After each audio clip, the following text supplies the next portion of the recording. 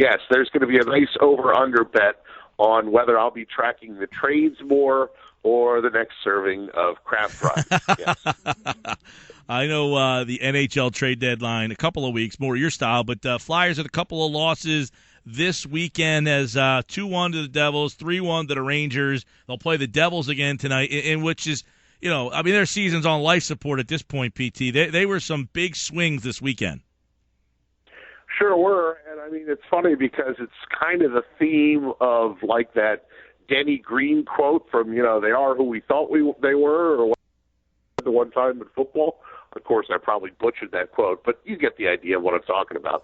The Flyers are what we thought they were going to be, a close but not quite good enough club that might make the playoffs and might sneak in or might not. And right now, they've got another injury. Delzato went down over the weekend, and they had to call up Andrew McDonald, and they're missing some people. They're definitely missing some people, and they're good enough to hang. In the Rangers game on Sunday night, they were good enough to be in that game for a long period of time, but not good enough to ever really take the lead. And then bang bang, couple goals, and by the time it was 3-0, I actually, and I rarely do this, I usually watch most contests all the way to the end.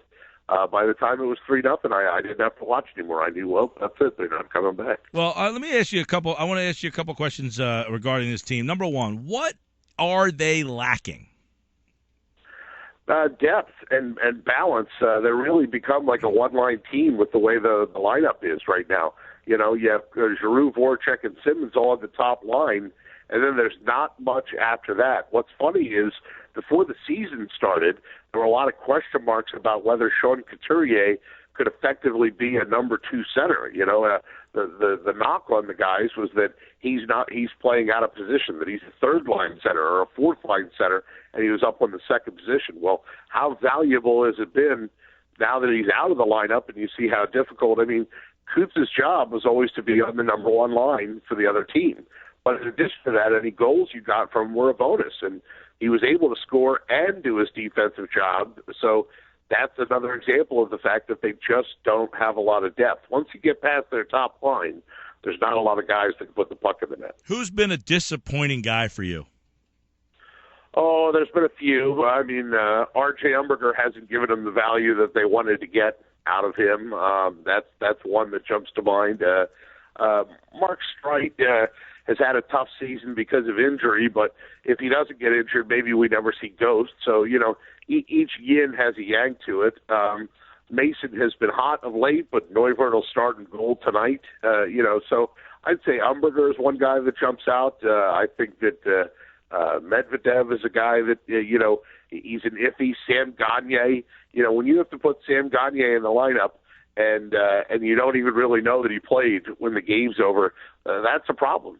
So, I mean, there's a lot of cast of characters that you could nominate as number 1 GOAT, but I'd say a lot of guys share that responsibility. Yeah, and TSN Director of Scouting Craig Button put out his top 50 prospect list. 4 guys made that list, PT. So we do know that there are some younger guys on the horizon, but are there younger guys that could be helping them now? Like Gostisbehere came up. They weren't really anticipating him. Do you think some of these young guys are ready, or should we just kind of wait it out?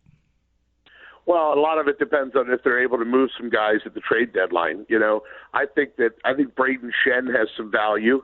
That's a guy that they could move, and that would open up some money. I just don't. You're not going to really convince somebody to take Umberger at this point, but you could convince somebody to take Streit.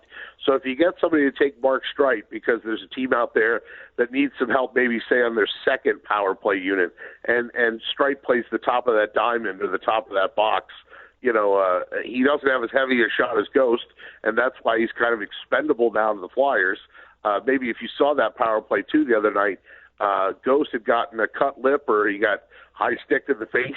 The power play was different when Streit was on it than when Ghost's on it and has that big shot. So I'd say Braden Shen and Mark Streit are 2 names that could be moved, and then if you move those guys, then you could bring up a younger guy, maybe step in that role and see what he could do. So if you go back, I mean, it's hard to go back to the Richard Carter trade and really say they won a couple Stanley Cups with the Kings, and the Flyers have got a lot of production from Simmons, but Shen was really the main guy in that deal. Would you say that he has turned out to be less than they anticipated?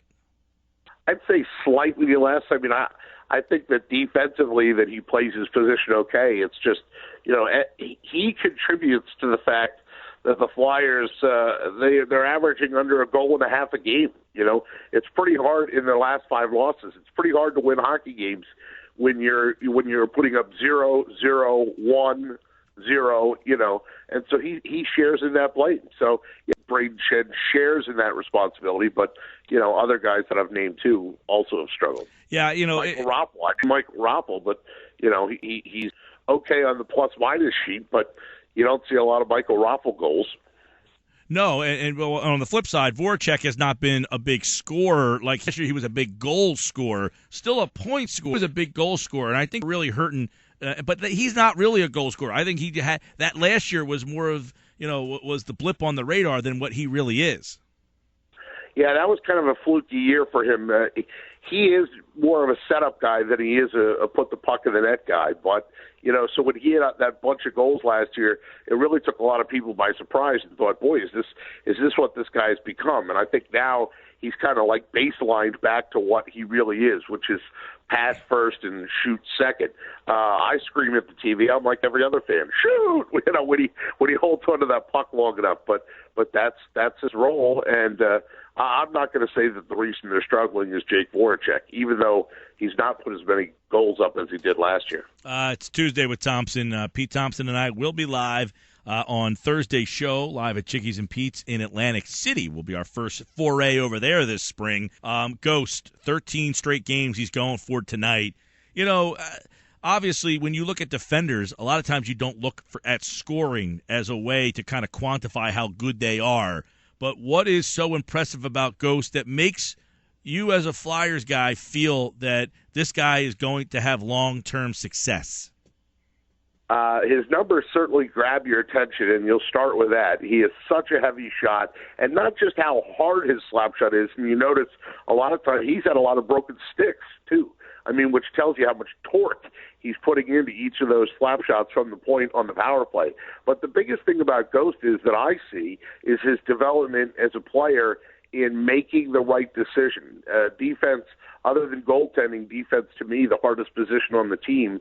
And very early on, and I'll won't even take credit for this, the great hockey analyst at CSN, Bill Clement, said, "Can you live with his mistakes?" And that was really the issue with Ghost, coming up in his rookie season was he going to know positioning? Yes, he would be okay on the offensive end, but would he make mistakes that would kill you on the defense? And I've seen growth from when he came up to now, where he puts his stick in the right position or he angles his body in the right way. He is not the biggest guy on the ice out there. But you know what? Neither was Mark Howe, or neither was Brad McCrimmon, or Brad Marsh, some of the guys of yesteryear that played the defensive position really, really well. So what you've got in Gostisbehere is you've got this hybrid of a Paul Coffey or an offensive defenseman that really knew how to put the puck on the net and score. Great names, by the way. Mixed in with a guy, thank you, mixed in with a guy that's learning to play the position defensively and be what they call a stay-at-home defenseman. You have that hybrid, that's a really, really special player. Phillies ranked 28th by ESPN.com, PT, 65 wins. Are you going over or under as pitchers and catchers report tomorrow?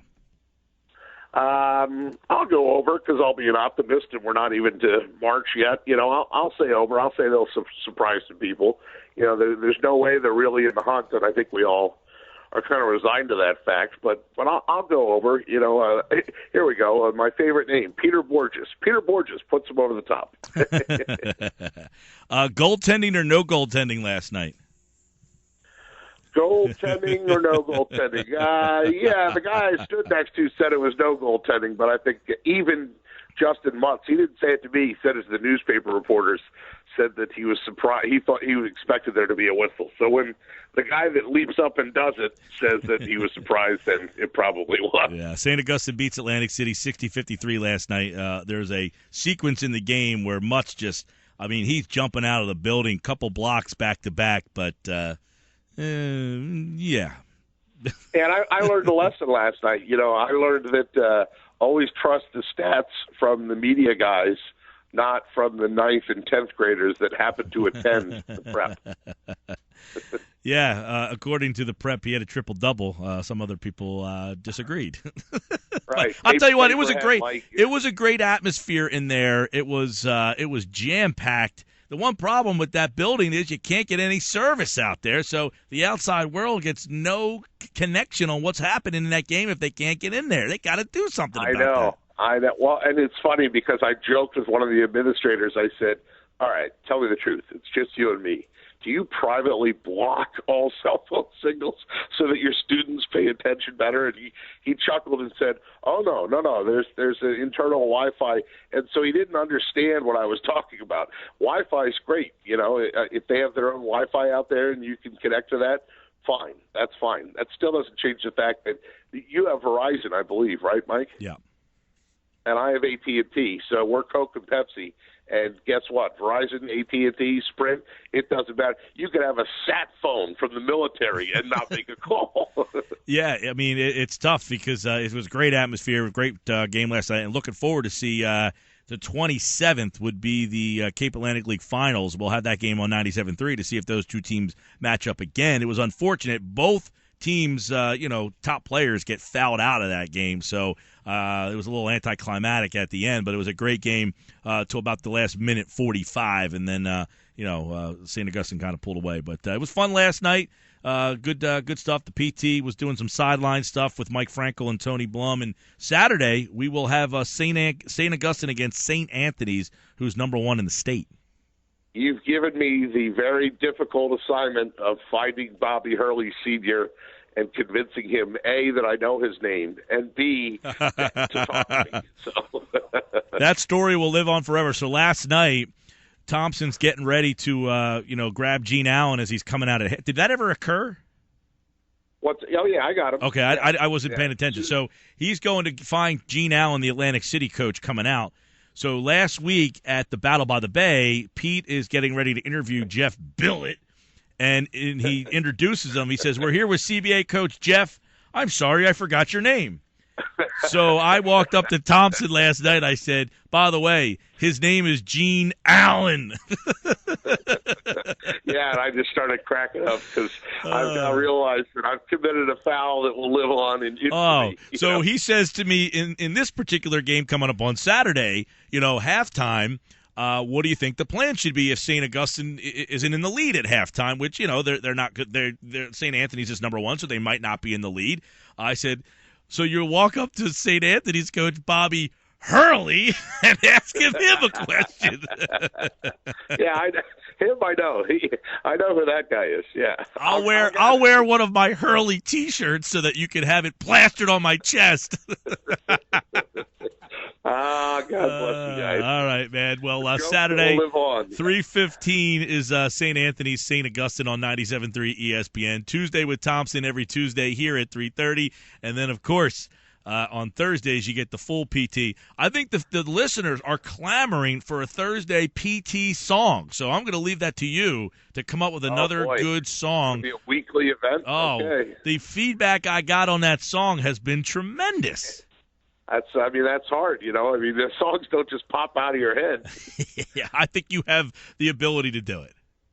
All right. Homework duly noted.